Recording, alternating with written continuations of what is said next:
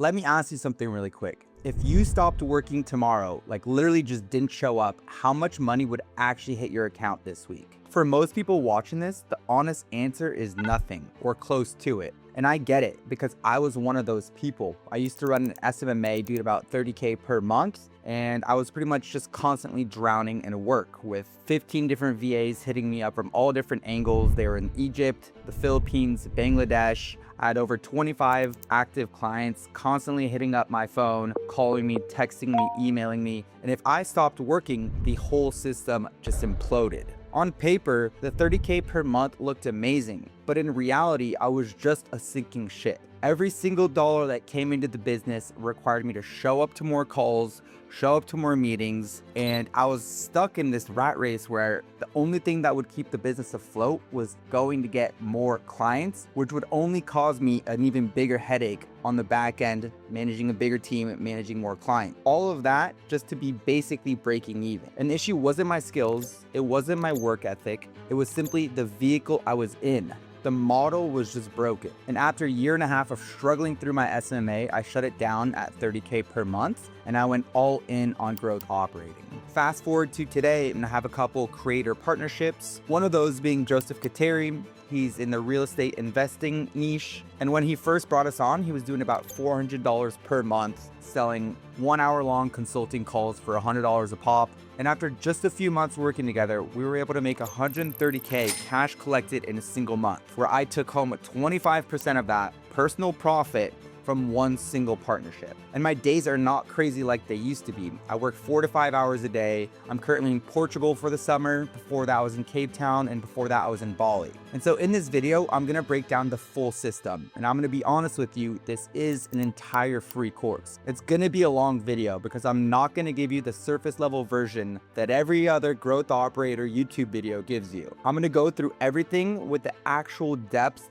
that each subject deserves. Creator evaluation, the outreach system, how I close deals, the full back-end build, the IG profile ad system, KPIs, how I run all of this day to day, literally all of it. This is literally gonna be the video that I wish I had when I first started out. So let's get into it. All right, so let's dive into this nice and sexy Miro board, which took me and my team over 3 months to build because we wanted to literally break down everything from A to Z, right? And these are the exact systems that allowed our agency to scale to 30K per month, help our clients scale to 125K cash collected in a single month, and helped some of our one-on-one students close massive deals and scale up their own creators. So before we get into anything, I want to break down exactly what growth operating actually is, right? And I want to start here because I think a lot of videos on this topic just completely misjudge who they're talking to, right? Because if you're watching this, you're probably already in the online business space, or at least pretty close to it, right? You know what info products are, and you know what high ticket coaching looks like, right? You're either probably a setter, a closer, or you've worked inside some sales teams where you've seen how these offers operate from the inside,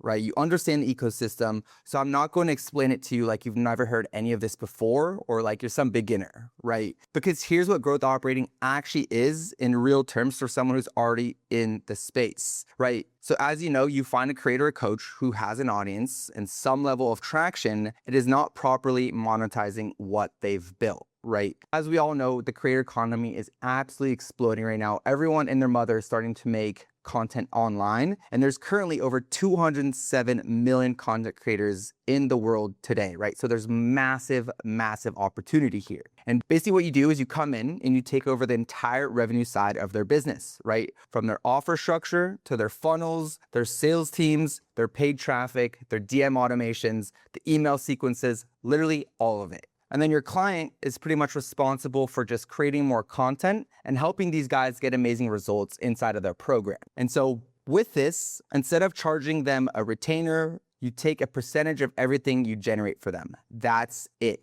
right? And if you've been in this space for any amount of time, you know exactly what I'm talking about when I describe these creators, right? These are the business coaches with a genuinely good audience and one appointment setter trying to manage everything manually. Or the fitness creator with 40K followers and a half-built funnel doing 12K per month. Or some content creator with hundreds of thousands of views who's just monetizing with some low ticket product and has no real back end behind any of it. right? And these are real people, and there's a lot of them out there. And most gurus out there will try to tell you, hey, just find some creator that doesn't have a VSL and pitch them to build out their funnel for them. And that there's so much more opportunity than just that, right? Just because some creator has a landing page or a VSL does not mean that their back end is actually systemized. It doesn't mean that the VSL is actually converting. And so there's so many creators that are just making 5 to 10K, 15K per month, and that could easily be doing 40, 50, 60K per month. And they need you to come in and help them with that, right?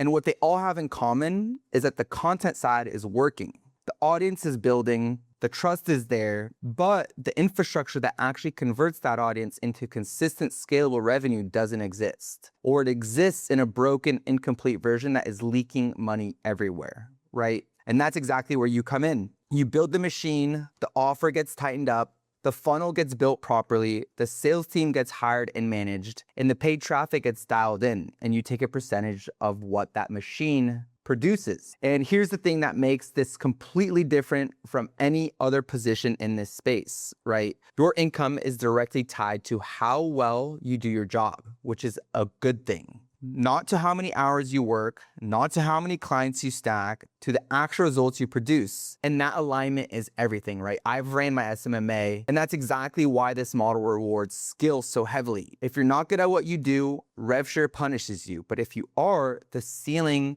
is completely open, and that's how you actually scale your personal profit to 100K per month, because there's no ceiling or cap to how far you can take this, which a lot of other business models cap you at, right? Where it's based on so many factors that are out of your control. And so with this, I'm going to break down exactly how to get there. So why is this different from everything else, right? And all these other business models that you guys are seeing online? Because I want to talk about why this is specifically different from every other model you've probably seen or looked at, right? We've obviously all know about drop shipping, Iman Gaji, these sales courses, all these different models that everyone's trying to push all the time. Because I see a lot of people going in circles in this space, and it almost always comes down to the same underlying structural problem. Let me go through the main ones, right? If you're a setter or a closer, you're probably getting paid commission on the deals you personally touch, right? Look, you can make real money doing this, but here's the structural ceiling. You can only be on so many calls in a day. The income resets to 0 every single month. And if you take a week off, you're not going to make any money that week. And you have 0 ownership over what you're actually building for someone else. You're basically just making their business work for them and slaving away, trading your time for money, which is everything we want to avoid, because that gives you 0 leverage. And so you're just getting a cut of the deals you personally closed, and that's it.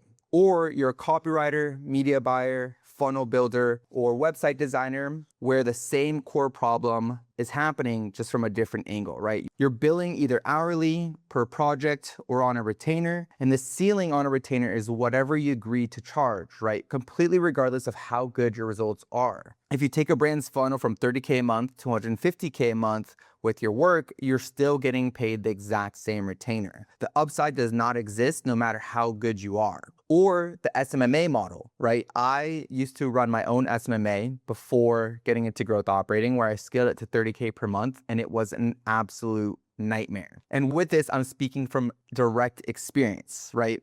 Because if you're running an SMMA, you know this math. To make 20K a month, you need 10 clients at 2K a month. And the 10 clients means 10 different people to manage, 10 different projects, 10 different sets of expectations, 10 invoices, 10 sets of weekly calls. It sucks. It's absolutely awful. And the moment 2 or 3 clients start to churn in that same month, which happens, right? Because it's hard to get 10 people amazing results, your revenue takes a massive hit.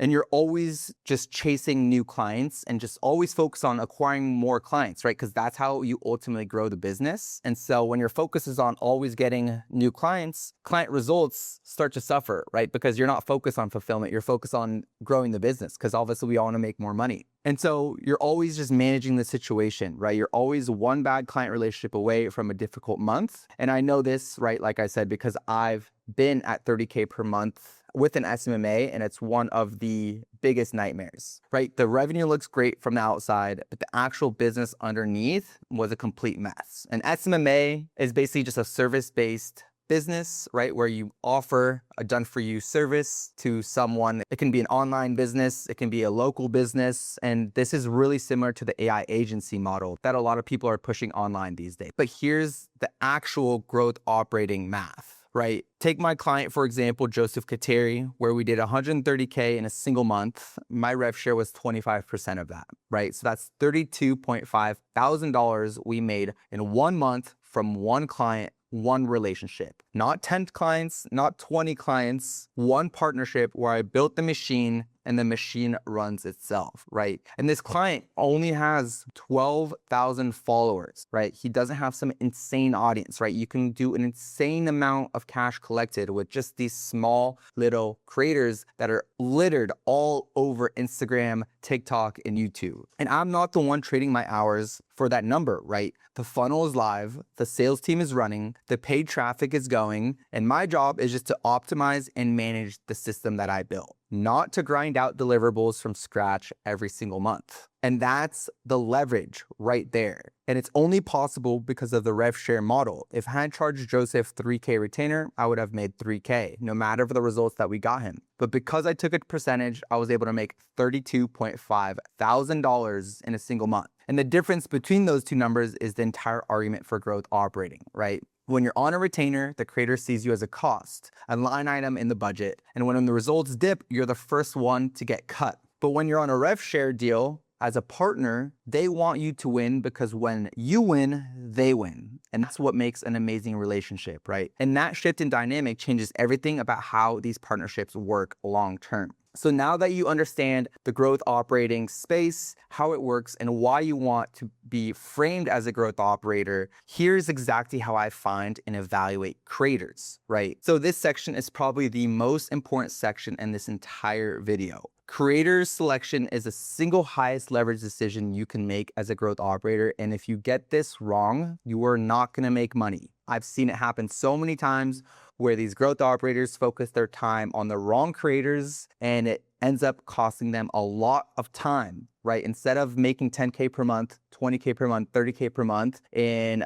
30 to 60 days, it takes them 3, 4, 5, 6 months. And so pay attention to this part, because if you get this part right, everything downstream just clicks and start to work automatically. And if you get it wrong, it doesn't matter how dialed in your funnel is, the deal fights you the entire way. And so let me start with follower count because I need to address this head on. Follower count means almost nothing, right? As I showed you, Joe, he's only got 12K followers and we printed 130 in a single month. My very first creator was an 18-year-old with 8 subscribers on, right? He was in the faceless YouTube automation niche. And nobody would have looked at that and seen an opportunity. But I saw someone with a real audience who trusted him completely but had absolutely no monetization infrastructure, right? He wasn't making any money. I think he had maybe like a $40 WAP community. Back then, low ticket WAPs were the meta. But anyways, and so the first thing we did is we built an offer together. We structured a launch and we ran the whole thing, right? And in this launch, we did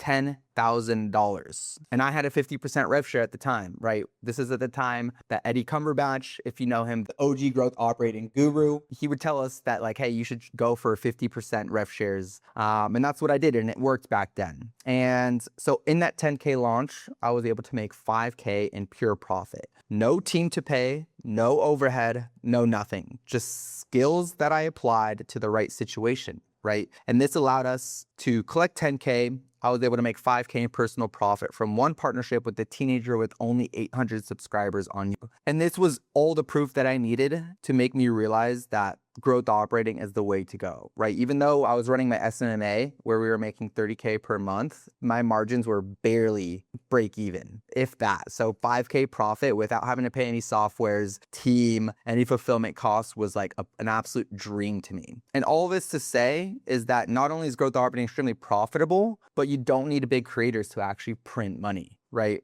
Because I personally know creators with around 10,000 followers who are doing well over $100,000 a month, right? And that's because they just fundamentally have an engaged audience who cares about what they have to say. The niche is right. The audience trusts them. The offer's aligned. The backend is built and works. The follower count tells you almost nothing about the revenue potential of a creator. There's so much more that goes into it. And so let me tell you a story of how I made this exact mistake myself, right? After I got this creator with 800 subscribers on YouTube, I had the opportunity to work with Connor Sinnen. You guys might know Connor Sinnen or recognize him, but he has 1.5 million followers across all his social media platforms. He's got 500K on Instagram. And so I got connected with him and we partnered up and I started doing the math, right? If I can make $5,000 from a kid with 800 subscribers, what can I do with 1.5 million followers, right? And the answer was not much. And this was my second client, by the way. And the reason it didn't work is because his content was just a bunch of eating challenges, brain rot entertainment challenges. His audience did genuinely love him, but they were just a bunch of fans, right? And he was getting millions of people showing up every time he posted, but they followed him because he was entertaining to watch. And that was the problem, not because they trusted his expertise or wanted to learn from him. And so we built a fitness program and tried to sell it to his audience, and it just simply did not convert. Not because the funnel was wrong, not because the copy missed, because the relationship type between Connor and his audience was a fan and entertainment relationship, not as a student and a teacher. And so you cannot sell high ticket coaching to fans. That's just not how it works. You can only sell it to people who genuinely trust your authority in a specific area. And so that deal cost me significantly more than $5,000 I'd made on my first partnership, but it taught me one of the most important things I know about creator selection. And so let's dive into exactly how I evaluate creators now after learning these difficult lessons. And I'm looking at 3 very specific things, right? And that is scalability, speed, and hunger. And let me go in depth on all 3. So scalability, what does that actually mean? Scalability is the one I can fully assess before I ever speak to them, right? I'm going through their profile, their content, their audience, and I'm asking myself a series of specific questions. First, what market are they in? And I mean specifically, what is the purchasing power and investment appetite of their audience? This is not some vague question, right? A creator helping a real estate investor who have $100,000 to $4 million to deploy into real estate is completely different universe than a creator teaching people how to save money on their grocery bills, right? The ICP, obviously, which offer is going to sell better? To real estate investors with a bunch of money to invest, or people that are trying to just penny pinch, right? Both can genuinely have engaged audiences, but one offer is just clearly going to outsell the other, right? Because there's a ceiling on what you can charge, and therefore what the rev share is actually worth to you is dramatically different based on who is on the other side of the offer, right? I want creators whose audience have money and are already conditioned to investing it in solutions, not to some people who are so scared to spend their money and aren't willing to take a risk in themselves. And so that's something really important to decide on, of how big is this pain that you're solving these people, right? If you're solving a really small pain point, right, of like how to save $20 on your groceries, it's not worth a $5,000 course, right? But if you can save someone or help someone invest into a house, then obviously they're going to be much more willing to get your help. And so the next thing I look at is how specific is their positioning. The more specificity, the more confidence and trust, right? And so broad positioning converts terribly. If someone is just here saying, I help people make money online, that doesn't really mean much, right? But if they're saying, I help corporate professionals transition into real estate investing and acquire their first cash flowing property within 12 months, that right there is a real business. And so the more specific the problem, the more specific the audience, and the bigger the outcome that you're helping them solve, the easier everything becomes downstream. And the copy writes itself, right? If you have a really specific audience that you're speaking to, the targeting is obvious. The offer structure is clear. And because vague positioning makes every single part of your job harder. And it's really hard to know what you're actually selling. So the next thing I look for is there real proof of demand? And what I mean by this is not just view count. I'm looking for buying signals in the comments and DMs. Are people asking where can they get more help? Are people tagging friends and saying they need to see this? People sharing the content because it solves a real problem they had. These signals tell me the audience isn't just passively watching or just brain rotting, right? They're actually engaged people who trust this creator enough to want more information from them. Potentially information that they would pay for, right? And that trust is the foundation everything else gets built on. Next, and this is a little bit harder, and so the fourth thing I look for in any creator is, can they actually communicate? This is one of the ones that are the most underestimated, right? I can build a better funnel, I can fix a sales process, I can improve an offer, but what I cannot manufacture is on-camera conviction, right? Some creators just get on camera, and when they talk about their niche, there's a genuine authority there. You believe them, you want to keep watching, you feel like they know exactly what they're talking about. Other creators are great at regular content, but the second they're in selling mode, something just shifts, right? Their energy changes, the authenticity that makes their regular content work just disappears. And their audience feels that, even if they can't articulate it. And so I'm watching their content specifically for how they show up when they're trying to convey something important, not just when they're being entertaining. Right? Obviously, a lot of creators these days make top of funnel content, which is just meant to go viral and it's funny and it's engaging. But when they actually have something important to say, can they actually sell themselves? Can they articulate themselves? And is it convincing, right? Would you buy it? And that is just kind of a gut feeling and a gut check that you need to do when you're looking at these creators. And the fifth and final one is, are there any leverageable assets already in place? Do they have any email lists, an engaged community, an existing client testimonial section? Is there content that's already ranking on YouTube search? The best partnerships are not built entirely from scratch. And although you can, and it's fully possible, these things definitely help. And it shows that they actually want to grow and scale an info product, which is super important. Your job should not be to convince these creators to launch a course, to launch a digital product, to launch a community. Your goal is to help them scale. And so if they're not already bought in on their own, these tend to be partnerships that are not nearly as strong, because the right partnerships are built by pouring fuel on something that already has a spark. An asset I can amplify is worth an enormous amount more than starting from zero, right? And so that is everything I assess on the scalability aspect of any creator. The next one is speed. And this is extremely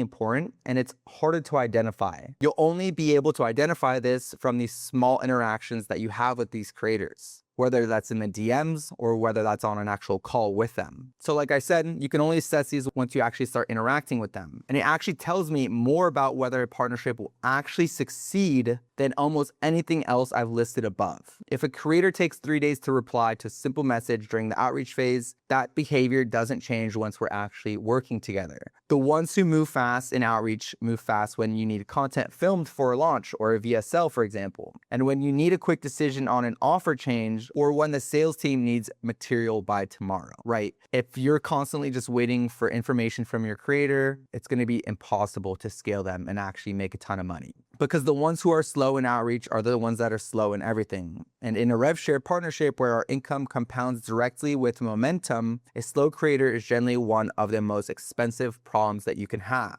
So specifically, I'm watching for how fast do they respond? How quickly do they execute on what they say they'll do, and whether they come back with their own questions and energy or just passively wait for directions, right? A creator who comes back with their own ideas is actively invested, and they actually care, and they're actually going to do their part to scale the offer with you. Someone who just waits for instructions is going to need to be managed constantly, and that management cost is real. And so obviously you'll get a really good feel in the DMs, but also on these sales calls of if this is actually a partnership worth pursuing. And then how hungry are they, right? This kind of goes hand in hand with speed. But at the end of the day, hunger is different than enthusiasm. Enthusiasm is a feeling. Hunger is structural. What I'm looking for in a creator is someone who's genuinely not satisfied with where they are and has a specific reason why they need to scale. Not someone who thinks more money would be nice. Someone who has a real thing they're building towards, a specific goal, a specific life that they're trying to create. And that is where the magic happens, right? Something that they're genuinely trying to get out of or get to. And that reason matters because it's what's keeping them executing when things are slower than they'd hope. Enthusiasm fades when a launch underperforms, but hunger doesn't. And so I'm going to teach you guys a little bit later in this video on exactly how to gauge these different things and what you should be asking on these sales calls to really understand this. Because hunger shows up in how they respond to honest feedback. A creator who gets defensive when I tell them their current funnel is broken or their sales process is leaking or their offer positioning is just off is not someone I can build with long term. A creator who says, what do we need to do to fix this is the creator that I want to work with, right? Because coachability is a component of hunger. The genuinely hungry ones understand they don't have all the answers and they're actively want feedback and a growth operator's help at the end of the day, right? And these are the best partnerships that will actually allow you to scale your info product agency and make a ton of money as a growth operator. And so I want to give you a few other bonuses on how to identify the right creators, because like I said, this is the most important part of the video. And if you get the right creator, you're going to make a shit ton of money. These 3 next little bits and pieces, I think will really change the way that you look at all of this. And so do they have that intangible X factor? Beyond the 3 main things, there are a couple of signals I watch for that matter a lot, even though they don't fit into a neat category. And so before we move on, I want to give you 2 quick bonuses that I genuinely think will give you a massive perspective switch on how you're selecting these creators, right? And so the first one is the VC analogy or venture capital, right? And so if you don't know what venture capital is, it's basically, these guys that have tons and tons of money and they go and put $100,000 into a bunch of different startups, right? I'm sure you guys heard the stories of like Uber Eats or like these guys investing into these massive tech companies super, super early on and then retiring with like hundreds of millions of dollars, right? And not every single one of those investments that they make end up working out, right? Because they're investing in these super small little companies that are just starting out. And that's actually exactly how I think about creators sourcing myself. It's exactly like venture capital. VCs don't go and invest into Apple or Google, right? Those companies are already printing. They already have full teams. They have systems. They don't need you. VCs find the companies that are early, right? That has the right fundamentals, that has real traction, and they place a bet before everyone else sees it. And this is actually exactly what Pierre and Brez did, for example, right? Pierre started working with Brez when Brez had 4,000 followers. Nobody was looking at Brez and his 4,000 followers and calling it an obvious opportunity. But the fundamentals were right, the audience trusted him, and the niche was strong. And the content was super dialed in. And Pierre saw that, got in early, and now they're doing millions of dollars a month together, right? Which is insane, right? He took a bet, he invested in this creator, and now he's making hundreds of thousands of dollars a single month. And this is the exact same thing that happened with me and Joe, right? I saw him, he only had like 2,000 followers on YouTube and like 1,000 followers on Instagram when we first started working together, and now he's at 130K per month, right? I've also worked with Jake Ryan. I know a lot of you guys have seen Jake Ryan online, and when I first started working with Jake Ryan, he had like almost no followers. He had like 300 followers. Nobody knew who he was, but I just saw the hunger in him and he knew how to sell on camera. And that was just a signal. I was like, this guy's going to blow up. And so sometimes you need to take that risk in creators that you really truly have a ton of conviction in. Don't go for all these creators that already have 100,000 followers, right? They don't need you. They probably already have systems and they probably have a really inflated ego a lot of the times. And so that is the model, right? Find the creators in the 2,000 to 10,000 follower range who has figured out their content, has genuine traction, and is hungry to monetize, and get in early, right? You can easily own 20 to 30%, excluding the sales team, of something that grows with you. Patience plus the right bet equals compounding returns, and that is growth operating. So take the bet on the guy that you can tell is very charismatic, they're hungry, they move with speed, and they just need someone's help to grow something massive.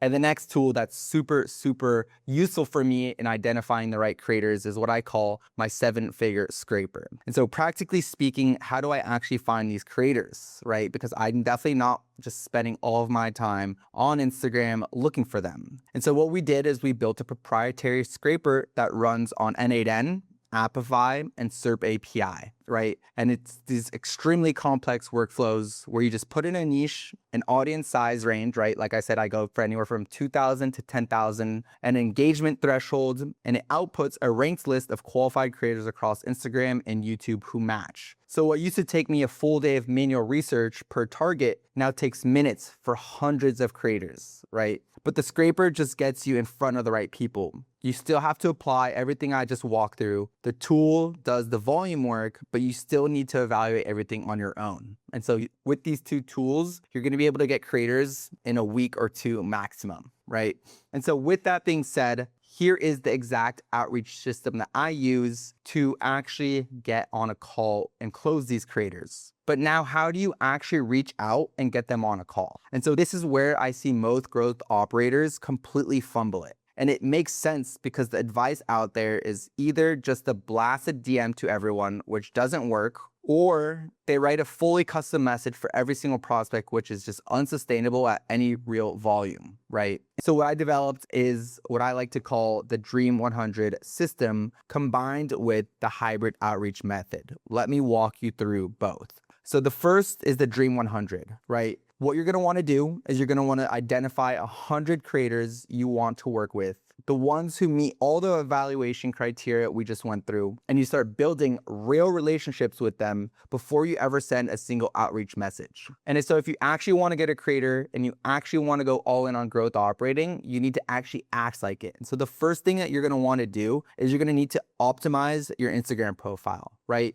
And then you're going to want to unfollow every single person that you follow except for that list of your Dream 100 clients. And the reason for that is now your entire feed is just those 100 creators, right? Their posts, their stories, their reels, and you're gonna wanna start studying them, right? Every single day, I'm learning how they speak, what they care about, what their audience responds to, what they like to eat, where they go to the gym, right? Because now every time you're on, and it's actually productive, right? Because now you're getting that much closer to these creators and you're not just sitting there brain rotting and doom scrolling on Instagram. And so every day I'm engaging, right? I'm liking their posts, I'm leaving comments, not generic ones, specific and thoughtful comments that show I've actually been paying attention, responding to their stories. And I'm doing this every single day for about 7 to 10 days. So now they're seeing me in they're seeing my comments, they're seeing my story replies in the DMs, they're seeing me engage, they probably maybe even clicked on my profile at this point. And while I'm doing this, here's exactly what the AI system is building in the background, right? So I've got an AI system that basically just runs deep research on each creator and identifies the gaps in their monetization. And it'll then go and start building a full lead magnet package for them automatically, right? It starts building them a custom landing page, a VSL script, follow-up email sequence, and then a Loom script for me to record and send to them, right? And so I'm doing some manual work, right? Studying the creator, learning exactly what they like, what they're missing in their funnels, all that fun stuff. And then I've got this AI system working in the background doing all of this for me, right? And then from there, I plan my attack. So by the time I actually reach out, 2 things are true. 1, they already recognize my name because I've been genuinely present in their world for the past week and a half. And 2, I'm showing up with a Loom video and a fully built asset that solves a real problem identified in their business. I'm not showing up with a pitch, I'm showing up with something real and actually helpful to them. And that combination right there of 1, actually recognizing me and my name because I've been engaging and interacting with them, plus a genuinely valuable free asset is what changes the response rate completely, right? We're talking about going from a 2 to 3% response rate on cold DMs to a 20 to 30% with this approach. And so that right there is the Dream 100 approach. And you need to be doing this. The second one is the hybrid outreach method, right? For your absolutely top tier targets, the top 10% of your list, maybe 10 creators out of your 100, I go even deeper. I do a full deep dive on their business, right? I funnel hack them myself properly, right? Clicking every link in their bio. I understand their systems. I'm going through all their landing pages. I'm opting into everything. I'm getting their emails if they even have that. And I'm actually identifying the gaps in their systems, right? And from there, I record a custom Loom specifically for them, walking them through what I found and what I built. And I send this out with a full custom asset package, right? With maximum effort, maximum personalization. And so the other 90%, I'm still personalizing, right? But I'm using the AI generated package and a strong personalization opening line, still referencing their specific content and their specific gaps, but I'm not spending 3 hours per creator, right? Maybe 15 to 20 minutes, right? Nice and simple, and you can knock out a bunch of these every single day. And so the result is 100 high quality outreaches with this approach gets you 3 to 5 partnerships minimum. This is what all my students use. This is what I use. And I guarantee this, right? Because at that point, you're not showing up like every other growth operator who just copy paste the same DM. You're showing up with something specifically built for them. And that's a completely different conversation, right? So to recap, you want to do the Dream 100 outreach strategy. And for your absolute top targets, you're just making it hyper personalized, right? For maybe about 10 creators, you're diving extremely deep. You're understanding every single aspect of their systems, and you're really spending a lot of time to make sure that you get in front of them. And the other 90%, you're using AI tools and lead magnet builders to do still personalized outreach, but it's a little bit more volume based and you're not spending nearly as much time. And like I said, if you do 100 of these outreaches, I guarantee you get 3 to 5 creators, no problem. So quick pause before we go any deeper. Everything I'm breaking down in this video, the backend builds, the funnels, the IG profile funnel ad system, all of it. This is exactly what we teach inside of ScaleWise partnerships. So access to our scrapers, our lead magnet builders, and then a bunch of other systems that we're going to get into the rest of the video. On top of that, we also have a completely free school community where I drop a ton of this exact kind of content, plus a bunch of free resources on top of what you're already getting here. So you can either go check out that link in the description to work with me one-on-one, or if you're just looking for some free resources and learn a little bit more about growth operating and also network with a bunch of other growth operators, you can join our free school community. So let's get right back into it. All right, so now we've found these creators, we've reached out to them, but how do we actually close these creator partnerships, right? And so here is the biggest mindset shift that changes everything about how this conversation goes. And that shift is that you're not actually there to sell them. You are there to evaluate them. And this, first of all, takes a ton of pressure off of you, right? Because you're not there to sell them, right? Like I said. And 2, you're actually then going to start making the right decision, right? Making sure that they actually fit all those criteria that we talked about, right? And so when you realize that you're just there to evaluate them, it reframes and changes everything about how you show up. Because when you walk in trying to sell someone, your energy is just off, right? And you're just looking and hoping that they say yes. And to do that, you're just after this whole yes the entire call. And this actually makes you close the wrong creators and choose the wrong partnerships, right? And you just end up performing. And the creators can feel that immediately, and it actually just ends up repelling them. And so when you walk in to evaluate whether they're actually a good fit for a real partnership, you then become an equal, right? Then it's not you just chasing and hoping this person will close, but it actually will frame it as like, hey, well, I'm also someone valuable to you and that can actually make you a ton of money. I'm actually going to just see and evaluate if you're the right fit to work with me. And so in that sense, you have something that they actually need and they have something that you need. Nobody is doing anybody a favor here. And so practically speaking, how does the call actually go?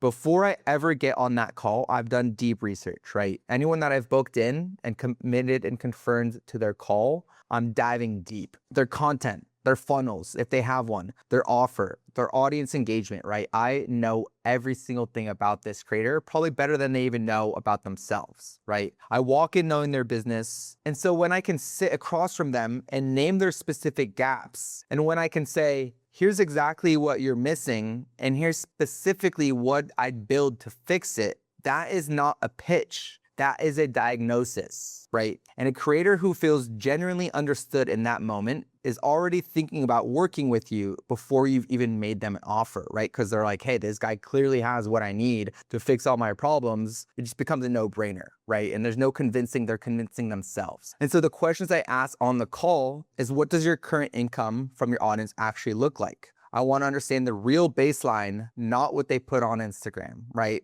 I want to understand, hey, what have you tried to monetize before? What happened? This tells me a lot about how self-aware they are and what they've already tested. From there, I'm asking, how does your audience engage when you recommend something? Do they act or do they watch? This tells me about the relationship type, which is the most important thing I need to know. From there, I'm asking, how do you actually make decisions in your business? Are you the only decision maker? And this one is critical, right? Do they have a manager or an undisclosed business partner? Will obviously change a lot about how I'll end up structuring the deal with them. And so these are some key components. A lot of times you'll be able to tell a lot of these things from their content already, but you want to hear it from their perspective, right? You should already have your own thoughts on this. And from there, it's like, hey, how truthful are they being? You can tell a lot of the other criteria of like how hungry they are, how committed they are. Are they actually like taking this seriously, or is this just something that they just post content randomly and just not really thinking about and analyzing? So these are all really important to hear actually from them, even though you probably have your own thoughts on a lot of those things already.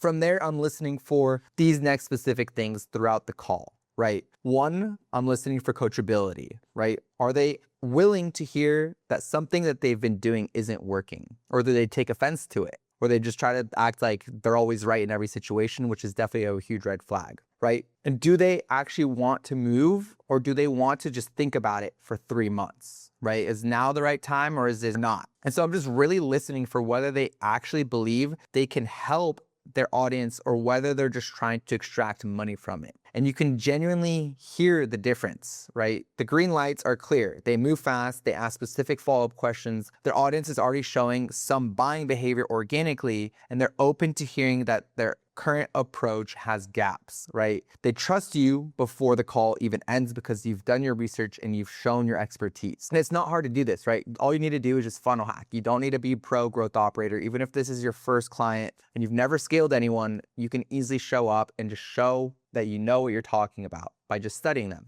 right? And so the deal killers are equally clear, right? Entertainment content with no authority or positioning. They want to control every element before anything has even been built. And they're shopping around for operators like they're selecting a vendor, right? And here's something that I want to be honest about. The chemistry signal is real. Some calls just feel off even when the numbers look right. I've learned to trust that gut feeling, right? Because I've just had that feeling and I'm like, no, like I really just need to make money. And then I end up working with the creator and it just doesn't work, right? And you're pushing and working and grinding for 2 to 3 months and just struggling, right? Maybe you're making a few sales, but not as much as you know that you should be making. Because a partnership you're uncertain about on the sales call will confirm every one of those doubts over the next 3 months, right? And if the chemistry is there and they meet the criteria, the close almost takes care of itself, because you've shown up with more knowledge about their business than most people they've ever talked to, and you've brought a real plan, right? You've shown proof of what's actually possible, and you've made it zero risk for them because you're on a rev share.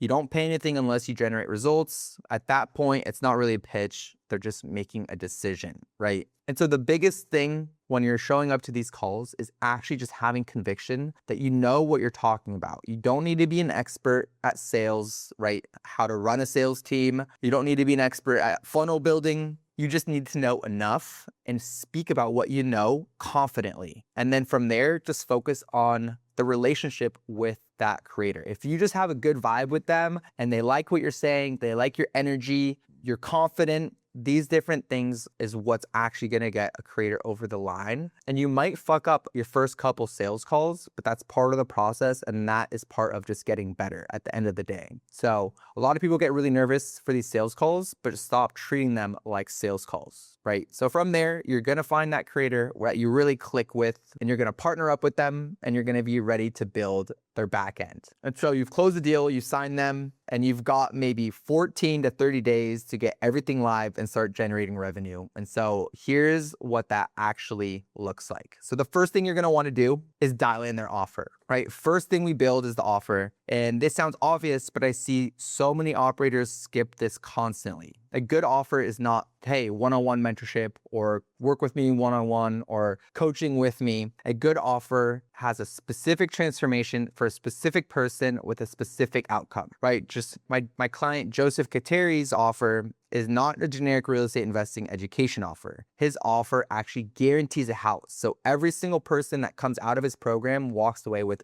an investment property. And so they're not wondering what are they going to get on this actual program, right? They know that, hey, if I pay Joseph money, I'm going to walk away with the house. And so we're not just teaching them random skills. We're actually walking them through this transformation of going from no properties to their first property. And so the same thing for like fitness, for example. Do they know, hey, by the end of this 6-month program, you're going to have lost 15 pounds of fat and gained 5 pounds of muscle, right? That is a really strong offer than, hey, here's one-on-one fitness coaching and a 6-week program where I give you meal preps and a fitness routine to follow, right? No one cares about that, and no one can actually visualize the transformation from that. And so we're telling them exactly, when you work with us, you're going to own a property. And that is so specific, so concrete, so tangible that the conversation with the prospect is basically already half closed before you even start or hop on the call with them. And so the clearer the outcome, the easier everything downstream becomes. And so you need to get really clear on your transformation and make it really clear and specific to an individual ICP, right? Ideal client profile. Who is the people that you can actually help the most get the best results? And so for another example, it's like if for another real estate offer, maybe we only work with investors who already have at least 5 properties and they're looking to 10x and scale to 50 properties, right? That's a completely different offer. That's a completely different ICP. And you would speak and sell to those people completely differently, right? And so you just need to get really clear on this, who you're selling to and what transformation you're actually offering.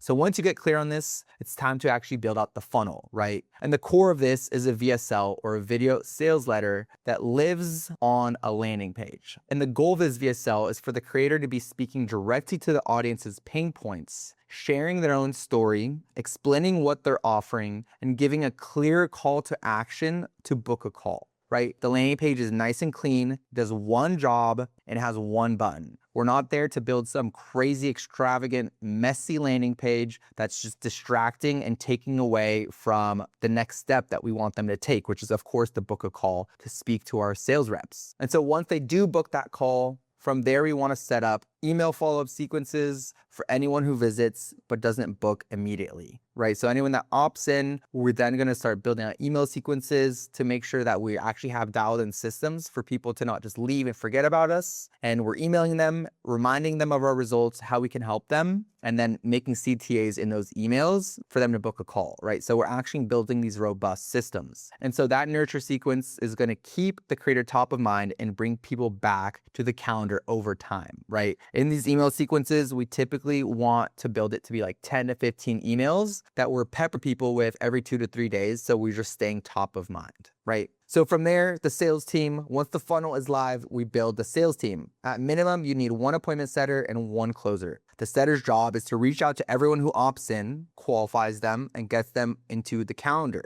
right? And then from there, it's the closer's job to take those calls, convert them, and collect that cash, most importantly, of course. And so the important metrics that you need to remember and keep track of is cash collected per call, not close rate, not show rate, cash collected per call. That's all that matters. Because if you have 1 closer and if every single time all that closer is taking is $500 cash collected, they might have an amazing close rate on paper, but they're not collecting that much cash, right? They're just basically getting a bunch of people on payment plans. But let's say you have another closer and he's not closing as often, but whenever he does close, he's getting PIFs, right? 4K PIFs, 4K PIFs. That closer is actually way better than the guy that just gets a bunch of payment plans because cash is king at the end of the day. And when you have cash, that's how you can scale, right? And put it into ads and all these other things, which we'll talk about later. But close rate is literally just so misleading because most people understand it on the surface, but they don't actually feel the full weight of it when they're running their own operation. And so to break down what I just explained into actual detail, close rate alone doesn't actually tell you anything useful. Because if you have a closer, right, like I said, with 40% close rate, they're on high quality, well-qualified prospects, people who watched the full VSL, they went through the pre-call material, showed up warm, and genuinely want what you're selling. That closer right there that we just described is doing 10 calls a week, for example, and closing 4 of them. But those deals are coming in around $3,000 each because the offer isn't quite right for these prospects and the closer is getting a lot of resistance on price. So the cash collected per week is $12,000. Now, let's say you have a closer with 20% close rate. They're on lower quality leads, people who opted in but don't really go through the nurturing, showed up a bit cold, they needed more convincing, but the deals they do close are with people who clearly have the means and are ready to invest properly. And those deals come in at $8K each. So they maybe took 10 calls and only closed 2, but they cash collected $16K per week. And so obviously that's still way better than the close rate of 40% and only collecting 12K rather than 16K. So which closer is actually performing better, right? And obviously the answer is the one that's closing at 20% and collecting an extra $4,000 a week. And so if you're only looking at the close rate, you're making the completely wrong decision about who to invest in, which closer to give calls, who to give more leads to, and what the problem in your operations actually is, right? This is also why the Tom Brady rule exists, exactly what I like to call it. The best closer gets the most leads, not equal distribution, right? Not fairness. The highest performer gets the most fuel. And so it's exactly the example that we just went through over here, because the data that actually matters is cash collected per call. And that is exactly what tells you who that person is. And when you distribute leads based on close rate instead of cash collected per call, you're almost always certainly misallocating. And this right here will cost you a ton of money. And even though you need to keep everyone happy on the team, we're here to make money at the end of the day, and we're here to make our clients a ton of money. And so if we're not doing a good job of this, we're costing ourselves a lot of money by giving calls to a worse closer. So the Tom Brady rule: the best closer gets the most calls, full stop, no excuses. And if you have two closers and the data on cash collected per call clearly shows one is performing better than the other, giving them equal calls is just leaving money on the table. You need to put your best resources behind your highest performer. And so if you implement this clearly, you'll be able to have the honest conversation with the underperforming closers about what needs to change. And from there, you can really start to understand all the metrics in your business once you understand the metric of cash collected per call, right? Because is it actually a lead quality issue? Is it actually, a nurturing problem, right? And once you start to fix all those other things, you're going to start to realize that people are actually closing and paying a lot more per call. And that's giving you a lot better insight rather than the actual close rate, which could just be a skill issue as well, right? And so speed to lead is another massive one that we really stay really on top of our team for this, because the drop off between a lead submitting a form and getting first contact from a setter is one of the biggest leaks in most operations. Someone fills out a form and gets a response 4 hours later. The energy is completely different from if they hear from us in under a minute or 5 minutes, right? 1 minute is a target. Anywhere under 5 is good. Anything above that is you're just massively missing out on the chances you're going to have of actually connecting with that lead, or even them just remembering who you even are. So we use automations to make this possible. Most operators don't have this set up, and then they wonder why their show rate is so low. Even just a text, right? Hey, we saw that you opted in. Someone from our team will be reaching out shortly. That is still speed to lead, and they know at that point, hey, I'm going to expect a call. And from there, when they actually do get a call from a random number, they're actually going to pick it up, right? So this is super, super important. And if you implement these things in the sales process, your funnel as a whole is going to drastically improve. And from there, there's always tweaks and improvements that you can be making to the funnel, right? Improving your VSL, improving the headline, small conversion changes. But focusing on the sales team is really what's going to allow you to get a lot more cash collected. And once you have that cash collected, that's what's going to allow you to scale. And so for every single one of our creators, once we have a good organic launch, we're collecting cash organically, we move on to the next step, which is the IG profile funnel ad system. And this is super important because it will absolutely blow up any creator that you work with, right? And that's why we're just going for these smaller creators, 2 to 10,000 range, because we know it's like, hey, let's get a little bit of momentum. And as soon as we do, we're going to blow this creator up, which is exactly what we did for Joe, for example, right? And so this is the piece that I think most people realize in the growth operating space. And it's a thing that's creating the biggest results for my clients. And it's creating us the biggest leverage, right? Because once you can master this system that I'm about to dive into, you can blow up any client, and it's the best feeling ever. And when I say blow them up, not only in cash, but also just blow up their actual Instagram, right? Imagine you're able to, how to take a creator from 5,000 followers to 25,000 followers. And now your creator is just like getting tons and tons of views because you actually learn how to manufacture this. And that is the IG profile ad system, which I'm going to break down for you right now. So first, let me start with a quick story, right? Where I was working with a creator who had a great offer, a solid audience, and was doing everything I told him to do. But the organic traffic alone just wasn't generating enough calls to move the numbers and scale to the levels that we knew we were capable of. And so we tried the obvious thing, right? We ran ads directly to the funnel, or we started running cold traffic to the VSL, the standard approach, right? Everyone always tries to do this. They're like, how do we get leads? Like, how do we get ads? Let's just start like running ads to the funnel, right? But the cost per call was just awful, right? We're spending $150, $200, $250 per booked call on our VSL funnel, which is honestly pretty standard, especially in the B2B space or to higher tier, more qualified audiences, which, right, this is for the real estate investing audience. And so the conversions were low and we were spending a lot to not get a lot out. And we were having to spend so much on ads just to get a few people through the funnel. And so the realization hit me is in the high ticket coaching and info product space, people don't buy from strangers. And so the 7-11-4 rule was a consumer behavior framework based on research by Google themselves. And it states that a modern prospect typically requires 7 hours of engagement, 11 touch points, and 4 separate platforms or locations, right, before they build enough trust to make a purchasing decision. And so they buy from people they know, they like, and they trust. That's exactly what this means. It doesn't matter how good your VSL is if a cold audience just doesn't know, like, and trust you, or if they're seeing it for the first time. And so the reason for this is because they simply just haven't built that trust with the creator yet. And we were trying to skip this step that cannot be skipped. Right. And that's why organic works so well, right? Organic works amazing because then they see you on your landing page and then like a dialer calls them or they're getting an email and then you're getting all these touch points and that's what actually converts them, right? Not just from watching one video.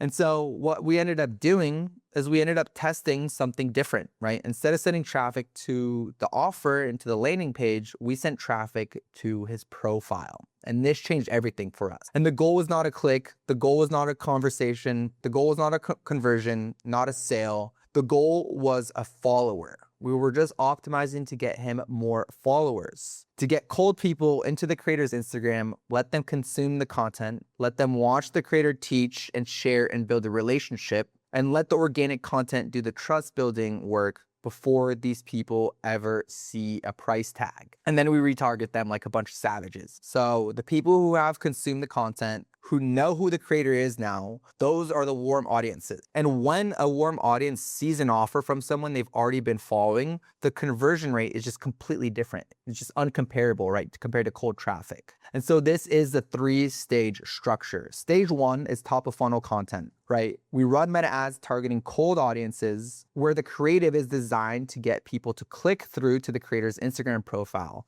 The goal at this stage is just profile visits and new followers who enter the retargeting pool. We're not selling anything yet at this stage. We're just building a warm audience that we will sell to later, right? And so the creatives that we run as these ads are just repurposed organic content that has been performing well for him. And so they're seeing that content, then they're following him, and then they're seeing all his organic content on top of that. They're seeing his story highlights, and we're just building social proof, right? And so from there, we move to middle of funnel, right? This is stage 2, where we're running testimonial ads. And this is massive, right? We're hitting them with these testimonial ads to this warm audience, meaning the people who have visited their profile or engaged with the content. And so these ads have keyword CTAs. So what we're doing is we're basically just like, we have testimonials, right? Where like these long, like 20, 30 minute long testimonial videos where it's like an interview with the students that we've helped get these properties. And from there, we're clipping them up and running them as ads to the warm audience, right? Who's already following him now. And at the end of these ads, we're making these CTAs. And so with this, not only are they seeing the ad of the testimonial of like, wow, like Joseph helped his student get amazing results, but we're also saying, hey, if you want results just like this student, just DM me this keyword. And so now we're driving a bunch of traffic to the DMs, people that are interested in getting results, they're warm, right? They've seen the content, and now they've seen the testimonials as well, and now they're in the DMs with us. And so now we have an AI setter that we custom built for our client that it's qualifying every single lead in the DMs and it's booking them in for us. So we don't have any DM setters, we just have an AI setter in there. And that's where the real magic happens because the conversation is happening on the platform where the relationship was built, not on some cold landing page, right? And then our speed to lead is also crazy fast because as we talked about, it's not relying on a human to get in touch with them. We just have it automated and AI is obviously so good these days that it's having super legit conversations and answering any of their questions that that they have. And so that is what our middle of funnel ads look like. And then from there, lastly, our bottom of funnel ads. What is this? And this is our warmest leads. The people who have been following, engaging, and are clearly ready. We just push them to the VSL landing page for a booked strategy call. And by this stage, they've been seeing the content, they've been interacting in the DMs, and they are arriving at that VSL piping hot. They're warmer than warm, right? And the conversion rate at this stage is dramatically different from cold traffic hitting the same page because they know, they like, and they trust us. They've had so many touch points. And now instead of getting, anywhere from $100 to $250 cost per call, we're getting like $25 to $35 cost per calls to our landing pages. And so the key thing most people miss is for this to actually work, one thing has to be true. The organic content on the profile has to be there, right? Just because we're running these profile ads doesn't mean we stop running organic content. And so the ads drive people to the profile. But if the profile doesn't have the content to do the trust building work, the whole system falls apart. And so the organic content is not just for organic reach, it is the actual sales funnel. The ads are just the traffic source feeding people into it. And so this is the exact system we used with Joseph, which I mentioned to you, where he had 1,000 Instagram followers when he first started, and now he's over 12,000 followers. And we're doing 130K per month together from this exact strategy and funnel where we just blew him up at the end of the day. And the paid traffic and the content ecosystem are working together is what makes those numbers possible at that audience size. Without the IG profile system, we just had an organic ceiling, right? We were just capped. We were just simply not getting enough views and simply not getting enough leads. And so we needed to come up with this system to take things to the next level. Where now, if we just want more leads, we want more views, we just increase ad spends, and with the click of a button, we just get more leads, right? Because the system just works. And just as a quick note, I can go significantly deeper on the full SOP for how we actually run this system, the creative framework, the targeting architecture, the keyword automation setup, all of it. If you want me to share that video, drop a comment below and I'll make a dedicated video breaking down the full system end to end, because this is really where the magic happens. No one's teaching this online. Everyone's just teaching you how to do the basics, right? Like the offer, the funnel, the sales team. Everyone pretty much already knows this stuff, but that's not going to take your creator to the next level. So if you want that, just comment below. And so lastly, if you made it here, congrats. I'm proud of you. Your attention span isn't completely cooked. And I just want to quickly and lastly talk about how do I actually run this operation day to day and what does that actually look like? Right? Because obviously it might seem kind of complex. And so I just kind of want to give you some insights on the day-to-day life as an actual growth operator. And so let me close this out with the operational piece, right? Because I think this is where a lot of operators get completely lost. They've built everything and then they don't actually know how to run it, right? And so the first thing that I do is my morning review, right? I dive into all my dashboards, I look at the cash collected, and I go and I check how many book calls have we had? What rate are we booking them in? Of everyone that lands on this page, what is the booked call rate? What is our show rate? What is our close rate? What is our cash collected? All of it. I'm diving deep into our KPIs every single morning first thing. Not because I'm anxious about it, but because those numbers tell me exactly where the business is healthy and exactly where the leaks are.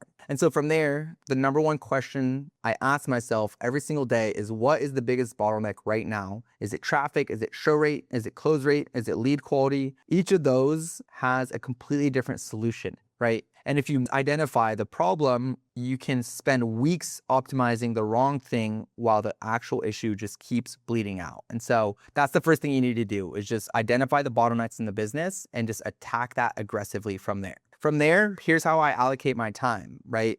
I allocate my time based on revenue weight. And what I mean by that is right now I have one partnership that generates the vast majority of my revenue, right?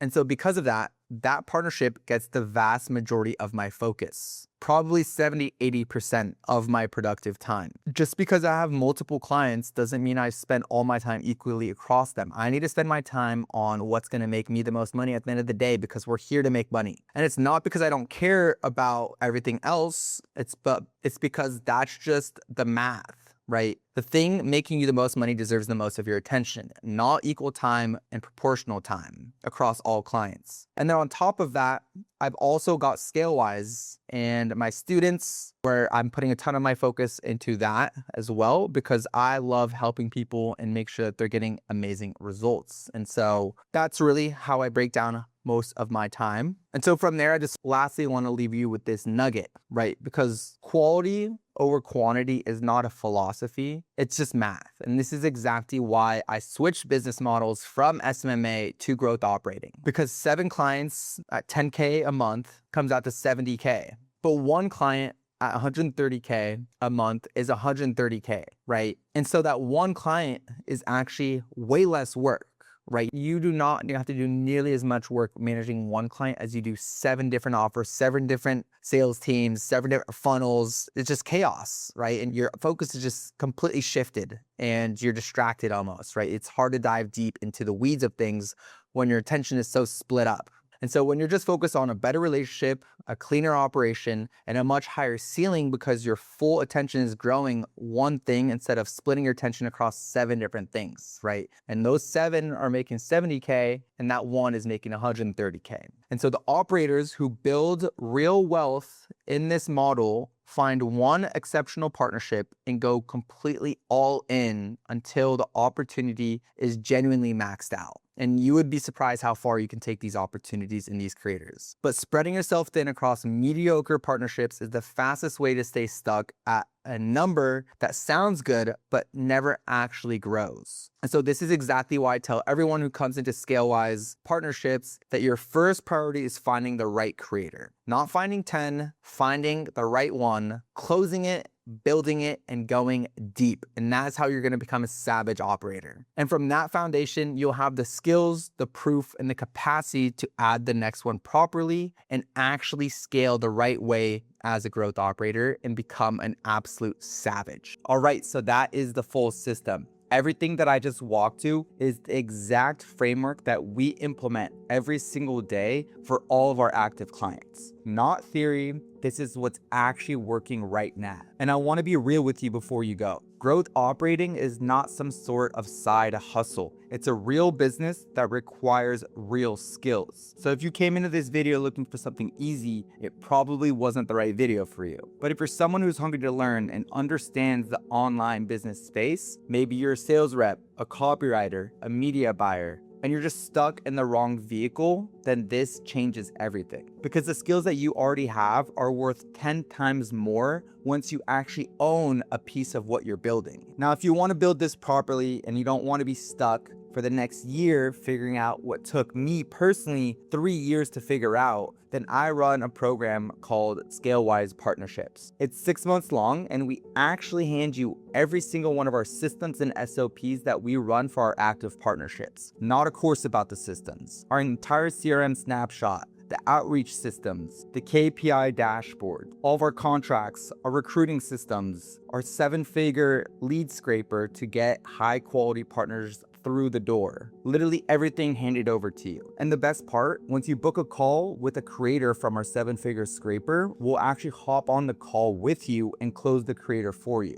Not just teaching you how to close, we actually close the deal for you. Every single person that has gone through ScaleWise partnerships has closed a creator. Every single one. And if you don't close them within 90 days of following our system, we'll just go into our network, source a creator for you, and give them to you directly. The link to apply is in the description. Go check it out if you think it's a fit. And if you're not ready for that yet, subscribe and go watch all the other videos that I have on this channel. I go deep on every single aspect of growth operating, whether it's the outreach systems, the funnel breakdowns, the case study breakdowns, every single step. So you can go check it all out for free. I hope you guys found this valuable, and I'll catch you guys on the next one. Peace.